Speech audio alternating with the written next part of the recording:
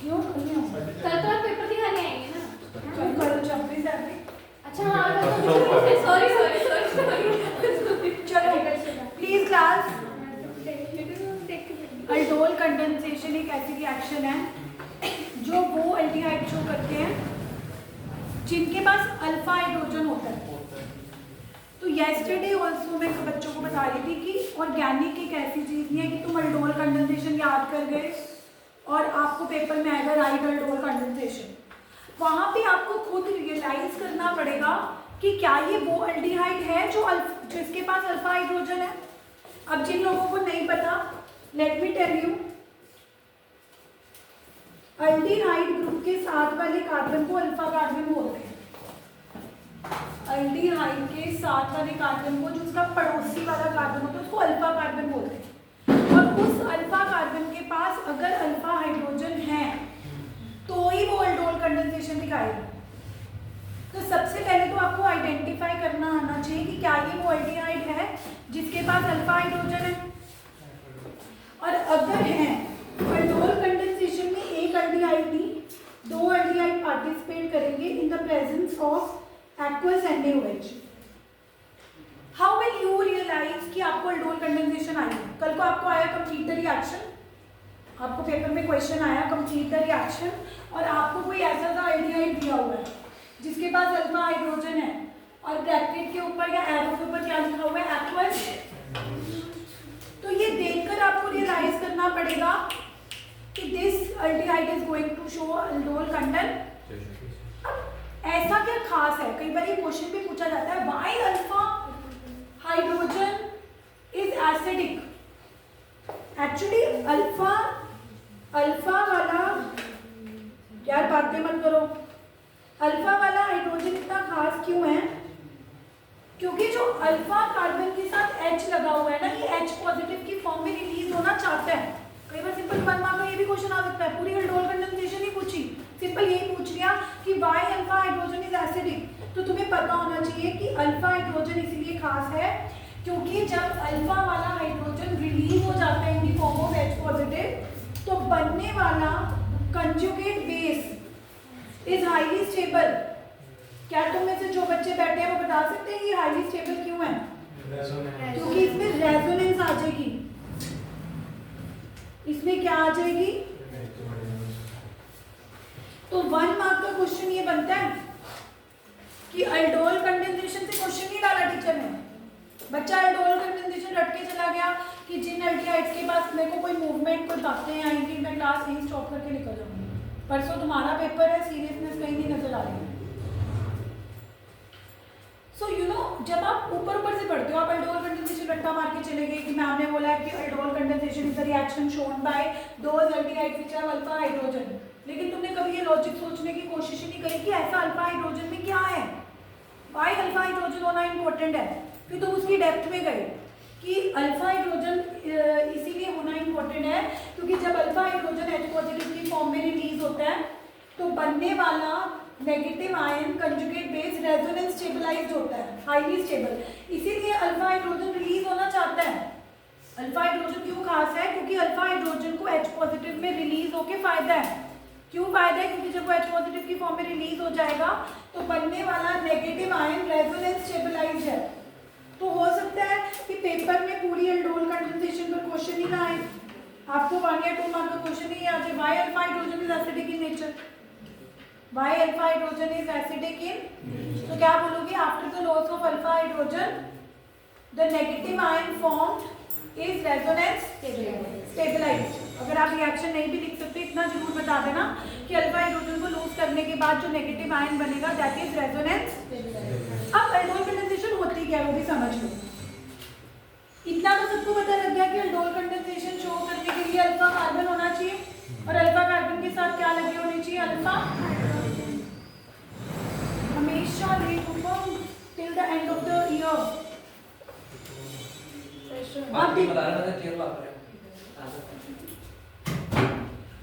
अब देखो क्या होगा, Harmeet and whatever your name is, हाँ मैं बात करोगे मेरी तो मेरे को बहुत मेरा पारा हाई होता है। पेपर 2 दिन पहले एटीट्यूड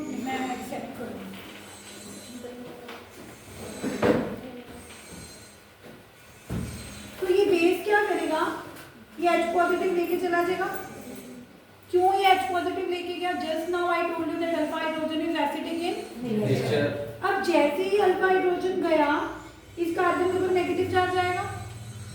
जाहिर सी बात है ना कि H पॉजिटिव जा रहा है, तो पीछे कौन सा चार्ज रह जाएगा? नेगेटिव। अब साथ वाले एल्डिहाइड में जंपिंग होगी, इसमें दो एल्डिहाइड पार्टिसिपेट करेंगे। तो कल को अगर पेपर में कंप्लीट रिएक्शन आ जाए, एक एल्डिहाइड दिया हुआ, तुमने दो लेने हैं। वहाँ ये मत बोलना पेपर के आने के बाद कि मैम उन्होंने तो एक एल्डिहाइड दिया था, अल्डोल कंडेंसेशन में तो दो एल्डिहाइड पार्टिसिपेट करते हैं। वो तो आपको खुद दिमाग से समझना पड़ेगा कि अगर ये अल्डोल कंडेंसेशन है तो automatically you will take two molecules, you will take. अब हुआ क्या, रूपम स्ट्रोक नहीं, आपको गर्मी लग रही है, हमें नहीं लगी। अब अल्डोल कंडेंसेशन में क्या हुआ, सबसे पहले अल्फा हाइड्रोजन गया, अल्फा हाइड्रोजन के जाने से कार्बन के ऊपर कौन सा चार्ज आया? नेगेटिव। बाजू वाले एल्डिहाइड ग्रुप में जंपिंग हुई, जंपिंग कहाँ से होगी? फ्रॉम कार्बन टू कार्बन के ऊपर कौन सा चार्ज आएगा? पॉजिटिव। ऑक्सीजन पे तो ये वाला नेगेटिव और ये पॉजिटिव अट्रैक्ट करेंगे, यानी कि ये कहाँ से जुड़ेंगे? इस कार्बन और इस कार्बन से जुड़ जाएंगे, ये दोनों कार्बन से जुड़ेंगे क्योंकि इसके ऊपर कौन सा है और इसके ऊपर कौन सा है? Positive attract. तो जोड़ दो जरा, CH3, ये वाला कार्बन CH और ये वाला कार्बन CH2। अब हुआ क्या, यहाँ पे जंपिंग, ये वाला H वापस इस O नेगेटिव ने अट्रैक्ट कर लिया H।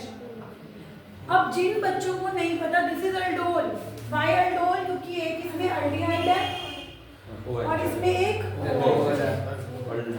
एल्डिहाइड है, इसमें एक ओल है, तो ये अल्डोल बन गया। लेकिन अगर आप इसका IUPAC नेम लिखोगे तो 3 पे हाइड्रोक्सी, 4 कार्बन है ब्यूटेन, 1 पे, और ये प्रोडक्ट क्या बना है? अल्डोल। अब अल्डोल, हम अल्डोल नहीं करें, हम क्या करें? Aldol condensation. तो हमने इस अल्डोल को हीट करना है। अगर हम हीट करेंगे, कंडेंसेशन क्या होती है? Loss of water. यहाँ पे क्या होगा कि जो अल्फा कार्बन का एक हाइड्रोजन है, ये बीटा कार्बन के OH को वाटर बना के उड़ जाएगा और प्रोडक्ट बनेगा 1 2 3 4 ब्यूट 2 in 1। तो ये क्या थी? अल्डोल कंडन, मेजर प्रोडक्ट बनाना है ना। हाँ, तो ये क्या होगी? अल्डोल कंडन। अब गाइस, अल्डोल कंडेंसेशन कैसे पता लगेगा? जब तुम एग्जाम में जाओगे कि हाँ ये एल्डिहाइड अल्डोल कंडेंसेशन शो करेगा, what your eyes will look for. आपकी आंखें क्या देखेंगी? आपकी आंखें यही देखेंगी ना कि क्या ये वो एल्डिहाइड है जिसके पास अल्फा, क्योंकि कहानी सारी अल्फा हाइड्रोजन की। अगर अल्फा हाइड्रोजन ही ना हुआ, लेट अस से मैं आपको इसकी जगह मिथेनॉल दे दूं। मिथेनॉल होता है एक ही कार्बन वाला एल्डिहाइड, इसमें NaOH डाल दूं, कैनिज़ेरो। क्योंकि जैसे ही तुम्हें ये एल्डिहाइड आया, इस एल्डिहाइड के पास तो पड़ोसी वाला कार्बन ही नहीं है, अल्फा कार्बन ही नहीं है। मतलब जिस एल्डिहाइड के साथ अल्फा कार्बन ही नहीं है, वहां पे ये क्लियर हो गया कि अल्डोल कंडेंसेशन शो नहीं करेगा, क्योंकि अल्डोल कंडेंसेशन शो करने की कंडीशन ही यही थी कि it must have alpha hydrogen. तो the next reaction that you should be reminded of is Cannizzaro, कि जिन एल्डिहाइड्स के पास अल्फा हाइड्रोजन नहीं होता वो कौन सी रिएक्शन शो करते हैं? और कंडीशन सेम है, एक्वस Na। अल्डोल कंडेंसेशन में भी आप क्या डाल रहे थे? Aqueous NaOH। कैनिज़ेरो में भी आप क्या डाल रहे हो? पर कैनिज़ेरो में भी आप 2 मॉलिक्यूल लोगे। एल्डिहाइड का उन्होंने एक ही मॉलिक्यूल लिया होगा, पर तुमने कितने मॉलिक्यूल लेने हैं? 2। अब कैनिज़ेरो में होता क्या है?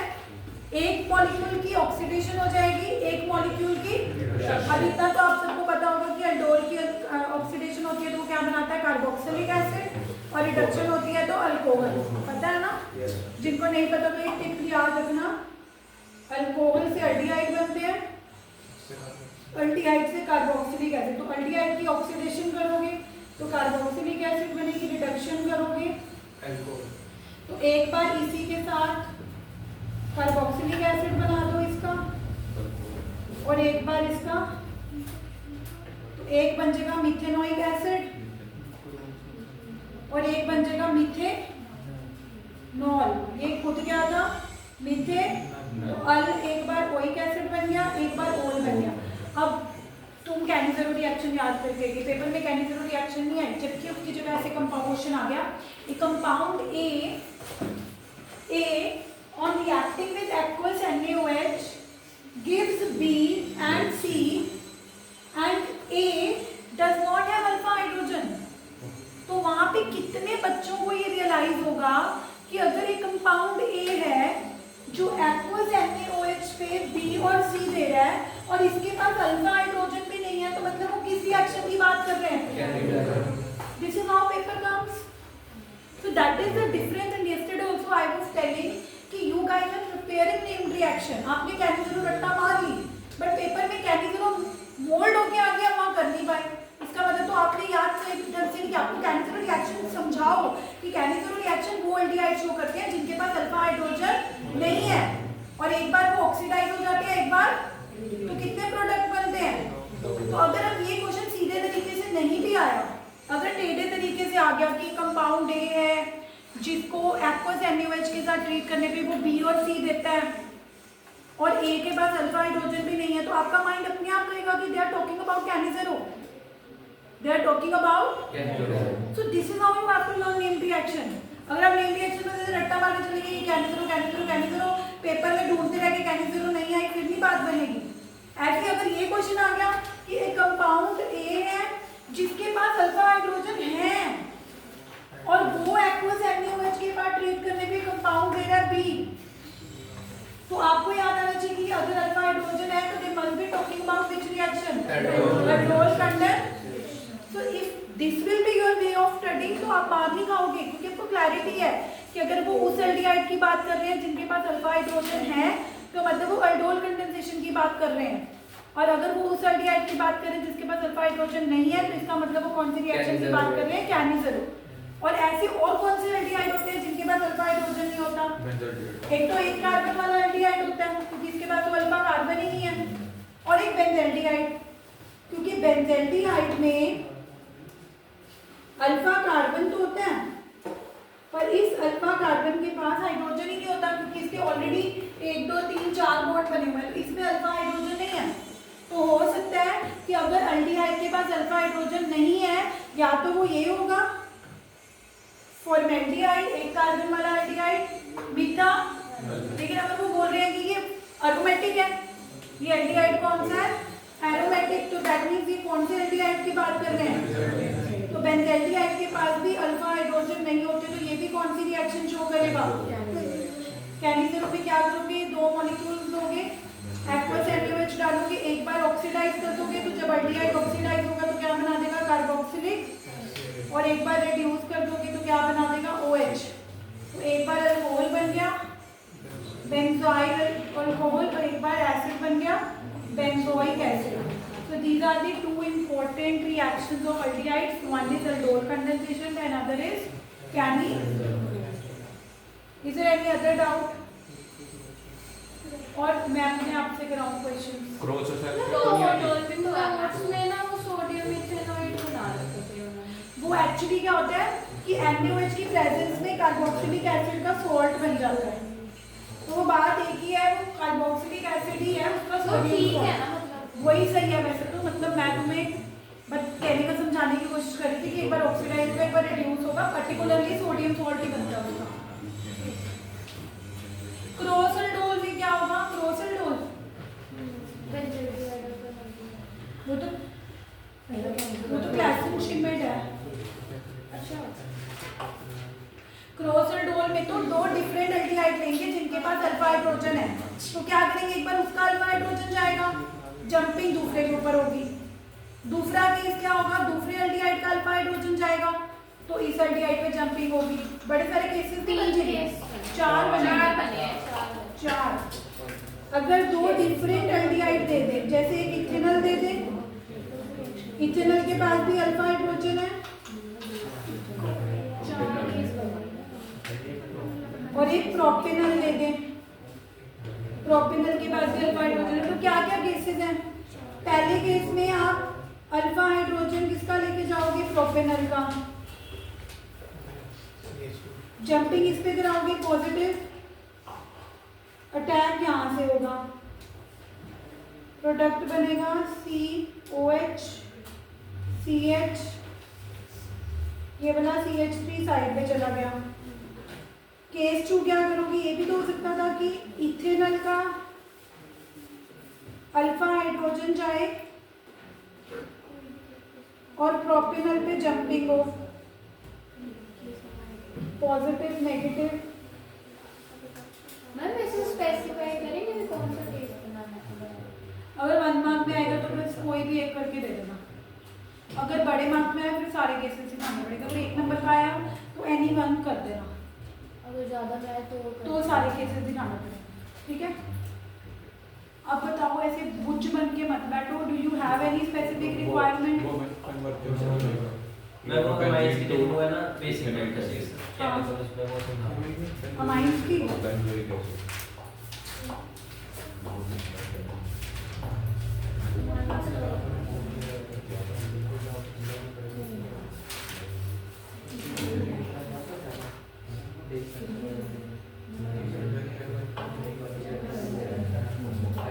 सुन लो, अमाइंस का बेसिक कैरेक्टर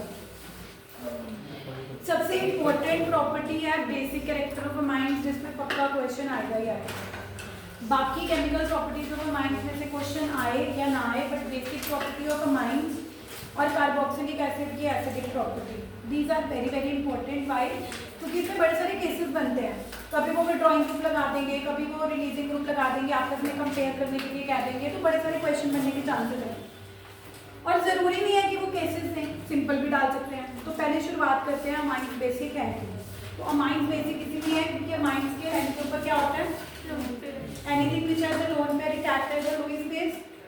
तो जब हम इसको एसिड के साथ रिएक्ट करते हैं तो एसिड H पॉजिटिव अपना डोनेट करता है, अमाइंस एक्सेप्ट करते हैं, तो अमाइंस एक्सेप्ट कर रहे हैं H पॉजिटिव, तो अमाइंस क्या एक्ट कर रहे हैं, और HCl क्या एक्ट कर रहा है। अब ऑब्वियसली H पॉजिटिव एक्सेप्ट करेंगे तो NH3 पॉजिटिव Cl नेगेटिव एक सॉल्ट बन जाएगा। अब किसी भी अमाइंस की बेसिसिटी चेक करने के लिए कितना बेसिक है, क्या ये स्ट्रॉन्ग बेस है, क्या ये वीक बेस है, उसके लिए KB निकालते हैं। क्या निकालते हैं? जो कि उस बेस का डिसोसिएशन कांस्टेंट होता है। इसको निकालने का तरीका क्या होता है, प्रोडक्ट अपॉन रिएक्टेंट। यानी कि अगर किसी बेस की बेसिक स्ट्रेंथ देखनी है तो आप KB की वैल्यूज चेक करते हो। अगर KB की वैल्यू ज़्यादा है, ज़्यादा का मतलब है कि प्रोडक्ट ज़्यादा बन रहा है, प्रोडक्ट ज़्यादा बनने का मतलब है कि it is a good base, it is a good base. और अगर KB की वैल्यू किसी बेस के लिए कम नहीं होती है तो it is a weak base. लेकिन प्रॉब्लम ये है कि अगर आपको किसी भी दो बेसिस की KB की वैल्यू दी नहीं होती, KB की जगह PKB की वैल्यू गिवन होती है, KB से ज़्यादा फेमस कौन सी वैल्यू होती है ना, what is PKB? PKB KB का नेगेटिव लॉगरिथमिक है। नेगेटिव लॉगरिथमिक का मतलब है कि एक तरह से वो KB के इनवर्सली प्रोपोर्शनल हो गया, क्योंकि नेगेटिव हटाने के लिए log KB नीचे चला गया। तो अगर PKB KB के इनवर्सली प्रोपोर्शनल है तो अगर KB की वैल्यू हाई होगी तो PKB की वैल्यू क्या होगी, लो। तो दैट मीन्स अगर किसी दो बेस की आपको PKB की वैल्यू दी हुई है तो उल्टा जिसकी कम वैल्यू दी हुई है वो मोर बेसिक होगा।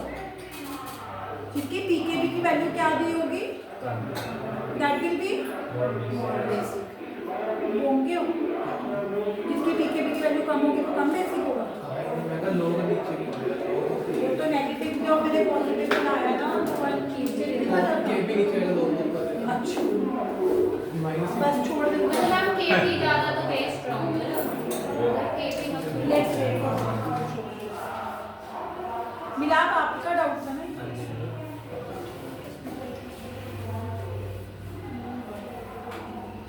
सो व्हेनेवर अगर आपको क्वेश्चन आता है MCQ की फॉर्म में, असर्शन की फॉर्म में कि PKB of particular amine is less, तो इसका मतलब कहने की कोशिश करें स्ट्रॉन्ग बेस है। और अगर बोल रहे हैं कि PKB इज मोर तो मतलब वीक बेस है। ठीक है, तो अपना आंसर उसी के अकॉर्डिंग बनाना। अगर तुम्हें लग रहा है कि PKB लेस है तो मतलब वो ये कहने की कोशिश कर रहे हैं कि this particular compound is more basic, तो आंसर उसी हिसाब से बनाना कि ये मोर बेसिक क्यों एक्ट कर सकता है। ठीक है, अब आगे चलते हैं। फिर कल मैंने करवाया था कि 3 to 1 में से सबसे ज़्यादा बेसिक कौन होगा। अगर हम गैसियस मीडियम ले रहे हैं तो 3 to 1। 3 क्यों? क्योंकि 3 अल्काइल ग्रुप है, और अल्काइल ग्रुप क्या शो करते हैं, plus I effect. Plus I effect का मतलब है कि वो अपने इलेक्ट्रॉन रिलीज कर देंगे। अगर एक अल्काइल नहीं, दो अल्काइल नहीं, 3 अल्काइल ग्रुप अपने इलेक्ट्रॉन रिलीज करेंगे टूवर्ड्स N, तो this lone pair will be highly available.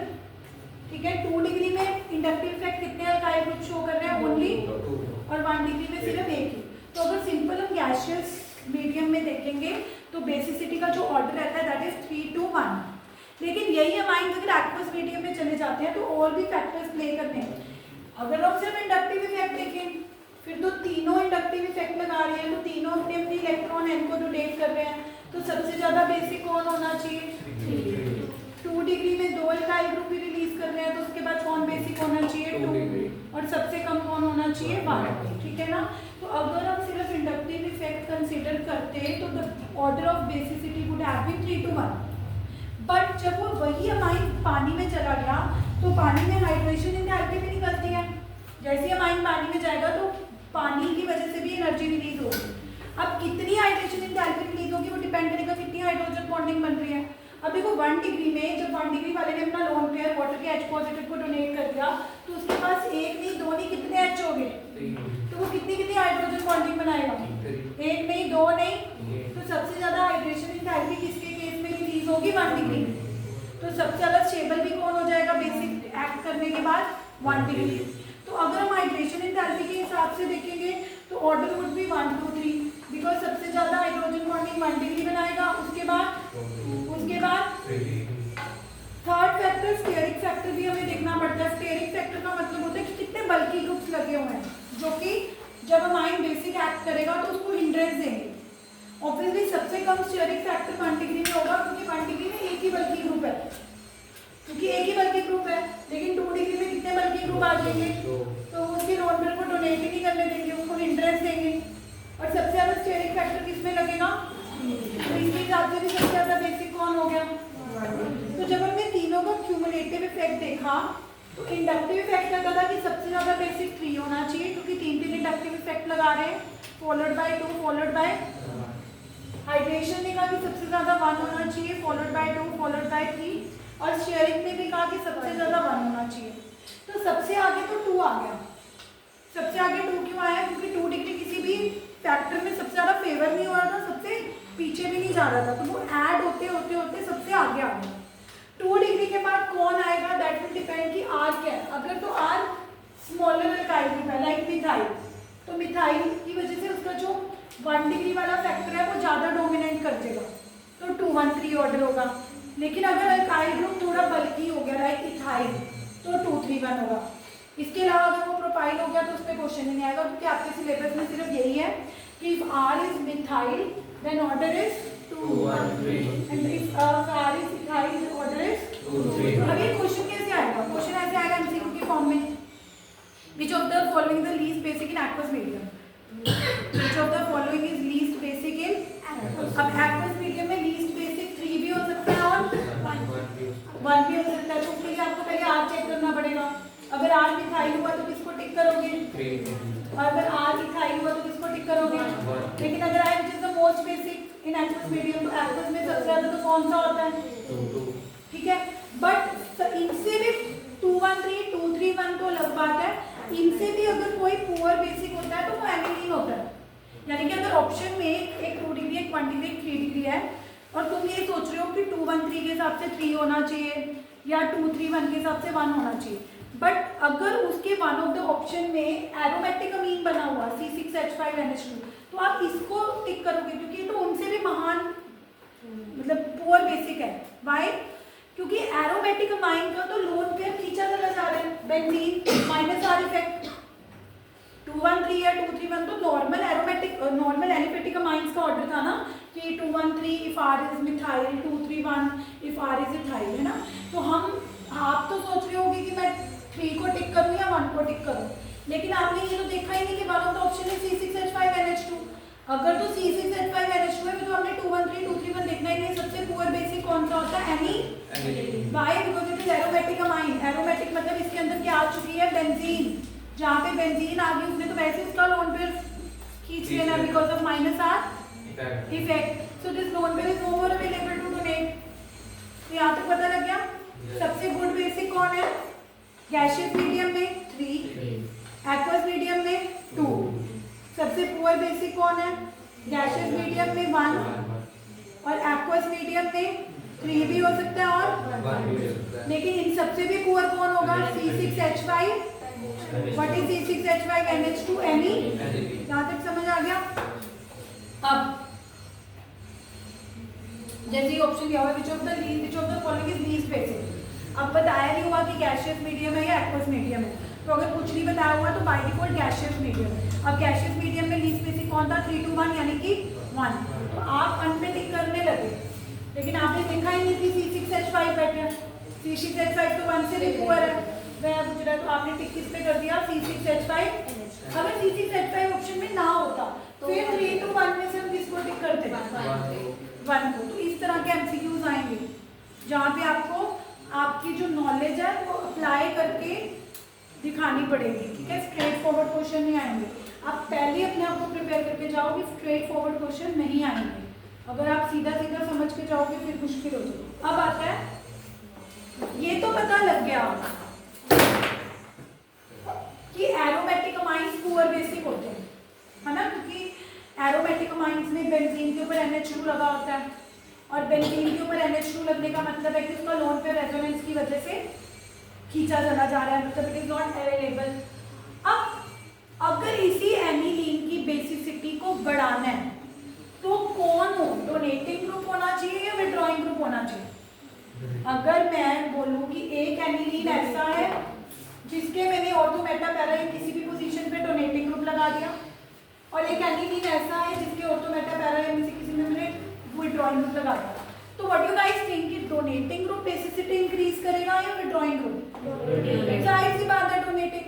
Withdraw है तो उल्टा और विड्रॉ कर लेना। Basically why aniline is basic? Because of the lone pair, because of the, अगर वो लोन पेयर आपने विड्रॉइंग ग्रुप लगा दिया, विड्रॉइंग ग्रुप का तो नाम ही बता रहा है कि वो तो विड्रॉ करेगा, वो तो क्या करेगा? उल्टा विड्रॉ कर करके वो एनिलीन के एन के ऊपर के लोन पेयर को और लेस अवेलेबल रख देगा। तो इतना क्लियर था कि अगर हम बेसिसिटी की बात करें तो डोनेटिंग ग्रुप इंक्रीज करेंगे और विड्रॉइंग ग्रुप डिक्रीज करेंगे।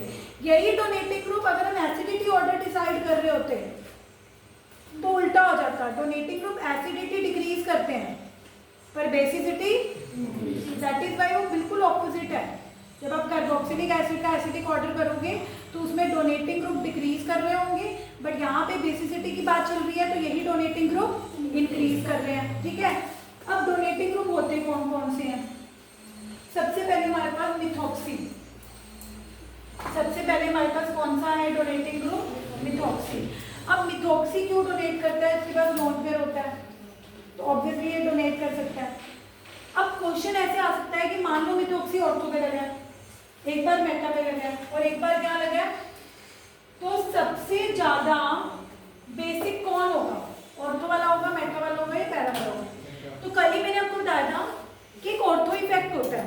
ऑर्थो इफेक्ट कहता है कि अगर कोई चीज ऑर्थो पे लग जाए तो वो एसिडिटी सबसे ज्यादा कर देती है पर बेसिसिटी सबसे कम कर देती है। अब हम बेसिसिटी कर रहे हैं एसिडिटी, तो इसमें ऑर्थो वाला तो पीछे जाएगा क्योंकि बेसिसिटी में जो ऑर्थो इफेक्ट है, बेसिसिटी में जो ऑर्थो इफेक्ट है वो ये कहता है कि अगर कोई चीज ऑर्थो पे लग गई, भले वो विड्रॉइंग है भले वो डोनेटिंग है, हालांकि ये अपनी बात से कॉन्ट्राडिक्ट कर रहे हैं। अगर ये डोनेटिंग ग्रुप है तो इसकी बेसिसिटी एनिलीन से ज्यादा होनी चाहिए थी। अगर OCH3 डोनेटिंग ग्रुप है तो इसकी बेसिसिटी नॉर्मल एनिलीन से ज्यादा होनी चाहिए, क्योंकि अभी भी तुमने ही कहा कि donating group donating group decrease करते हैं, बेसिसिटी इंक्रीज करते हैं ना। तो अगर ये डोनेटिंग ग्रुप है तो इसकी बेसिसिटी नॉर्मल एनिलीन से क्या होनी चाहिए थी? ज्यादा। बट क्यों ज्यादा नहीं हुई? क्योंकि हमने एक इफेक्ट पढ़ रखा है which is the ortho, which says that if a group is donating or withdrawing but if it is attached at ortho it will come सबसे पीछे। ये तो सबसे पीछे चला गया। अब बच कौन गए? एक मेटा वाला और एक पैरा। और मेटा में से जब डोनेटिंग ग्रुप पैरा पे लगा होगा तो वो अपना इफेक्ट ज्यादा दिखाएगा, क्योंकि ये बात मैं आपको पढ़ा के रखी हूँ कि जब भी कोई चीज पैरा पोजीशन पे लगी होती है तो उसका इफेक्ट मोर प्रोनाउंस होता है। ये भी डोनेटिंग ग्रुप है, ये भी डोनेटिंग ग्रुप, दोनों सेम है, बट ये डोनेटिंग ग्रुप पैरा पे लगकर अपना इफेक्ट ज्यादा दिखाएगा, it will be able to donate more. तो सबसे आगे कौन आ गया? पैरा। उसके बाद कौन आया? उसके बाद कौन आया? ऑर्थो ने एनिलीन। एनिलीन से भी पीछे कौन आया? ऑर्थो। तो ये क्लैरिटी हुई तुम्हें कि जब भी तुमने बेसिसिटी ऑर्डर डिसाइड करना है तो अगर डोनेटिंग ग्रुप या विड्रॉइंग ग्रुप लगे हो, ऑर्डर तो बाद में डिसाइड करेंगे। ऑर्थो वाले को तो सबसे पीछे छेद देना, ऑर्थो वाले को सबसे कहाँ कर देना? पीछे। पैरा मेटा में से सबसे आगे कौन आएगा? पैरा। उसके बाद मेटा, उसके बाद वो एनिलीन जिसके ऊपर कुछ लगा ही नहीं हुआ, एंड लास्ट में ऑर्थो। अब विड्रॉइंग ग्रुप ने तो डिक्रीज करना है, तो ऑर्थो मेटा पैरा वाले सारे ही एनिलीन से पीछे आएंगे, क्योंकि विड्रॉइंग ग्रुप अगर लग गया उसने तो एनिलीन की बेसिसिटी को डिक्रीज करना है। विड्रॉइंग ग्रुप ने तो एनिलीन की बेसिसिटी को क्या करना है? यानी कि ऑर्थो वाला भी पीछे आएगा, मेटा वाला भी पीछे आएगा, इसके पीछे नॉर्मल एनिलीन से, क्योंकि हमारा जो कंपैरिजन है दैट इज विद एनिलीन, पर सबसे पीछे कौन आएगा? सबसे पीछे कौन आएगा? अब NO2 विड्रॉइंग ग्रुप है, NO2 विड्रॉइंग ग्रुप है, NO2 विड्रॉइंग ग्रुप है, बट सबसे पीछे वो वाला विड्रॉइंग ग्रुप लगाओ जो ऑर्थो पे लगा हुआ है, बिकॉज़ हमने कौन सा इफेक्ट पढ़ रखा है? ऑर्थो। पैरा और मेटा में से पीछे कौन आएगा? अभी मैंने बताया था कि जब कोई ग्रुप पैरा पे लगा होता है तो वो अपना इफेक्ट ज्यादा दिखाता है, तो डोनेट करके अगर वो पैरा वाला सबसे आगे जा रहा था तो विड्रॉ करके उसको सबसे पीछे आना चाहिए, पर ऑर्थो से पीछे तो नहीं जा सकता, तो पैरा वाला ऑर्थो से आगे आ जाएगा, उससे आगे कौन आएगा? और उसके आगे एनिलीन। तो ऑर्डर क्या हो गया? एनिलीन के बाद MPO। डोनेटिंग ग्रुप में ऑर्डर क्या था? पैरा मेटा एनिलीन ऑर्थो, यानी कि PMO, यानी कि और इसमें ऑर्डर क्या है? Aniline MPO, PMO MPO, PMO MPO। Donating में PMO और विड्रॉइंग में PMO नहीं है। डोनेटिंग ग्रुप होते कौन से हैं? यही नहीं पता, अगर फिर क्या करके आओगे? डोनेटिंग ग्रुप होते कौन से हैं? एक तो या तो मिथॉक्सी लगाओ, क्या लगाओ? OCH3, या मिथाइल भी क्या है? तो डोनेटिंग ऑर्डर में ग्रुप क्या ऑर्डर है? PMO। और विड्रॉइंग ग्रुप जैसे कि NO2 MPO। ठीक है। अब कल को तुम्हें आ जाए टोल्विडाइन। अब टोल्विडाइन बच्चों को पता ही नहीं होगा, टोल्विडाइन भाई मिथाइल ही है, क्योंकि टोल्विन क्या होता है? मिथाइल लगाओ, और एनिलीन क्या होता है? NH2 लगाओ। तो एनिलीन प्लस टोल्विन का नाम मिक्स करके क्या बोल देते हैं? टोल्विडाइन का मतलब है कि वो उसी का ऑर्डर पूछ रहे हैं जिसमें NH2 के ऑर्थो मेटा पैरा पे क्या लगाओ? मिथाइल। तो मिथाइल क्या है? Donating group. डोनेटिंग ग्रुप में सबसे आगे कौन रहेगा? उसके बाद सबसे पीछे कौन? ऑर्डर इज हो गया। क्या कोई चीज मुश्किल है? कब लगती है मुश्किल? जब हम उसको करते ही नहीं है। करने के बाद सारी चीजें क्या हो जाती हैं? आसान।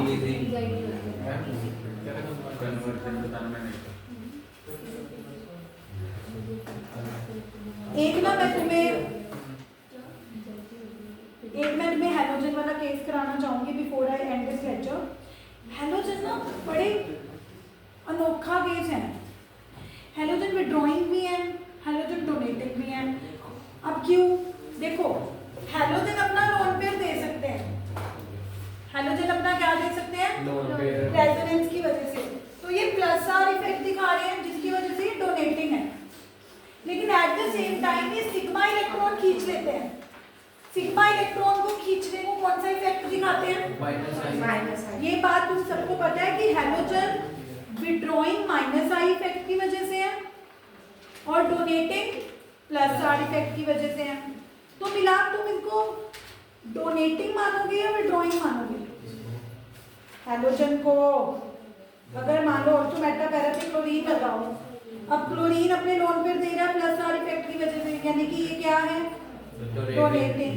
पर ये खींच भी रहा है सिग्मा इलेक्ट्रॉन। सिग्मा इलेक्ट्रॉन को खींचने को क्या बोलते हैं? माइनस आई। तो विड्रॉइंग भी है। तो अब तू जब ऑर्डर डिसाइड करेगा तो तू इनको विड्रॉइंग मानेगा या डोनेटिंग मानेगा? हैं? देखो ये तो दोनों ही कह रहे हैं, तो माइनस आई भी प्लस आर भी। माइनस आई और प्लस आर में से ज्यादा स्ट्रॉन्ग इफेक्ट कौन है? वैसे आपको ये बात पता है कि रेजोनेंस और इंडक्टिव इफेक्ट में से ज्यादा पावरफुल इफेक्ट रेजोनेंस है, क्योंकि रेजोनेंस में आप पूरा का पूरा लोन पे दे लेते हो। इंडक्टिव में क्या है कि बॉन्ड थोड़ा सा खिसकता है मतलब कि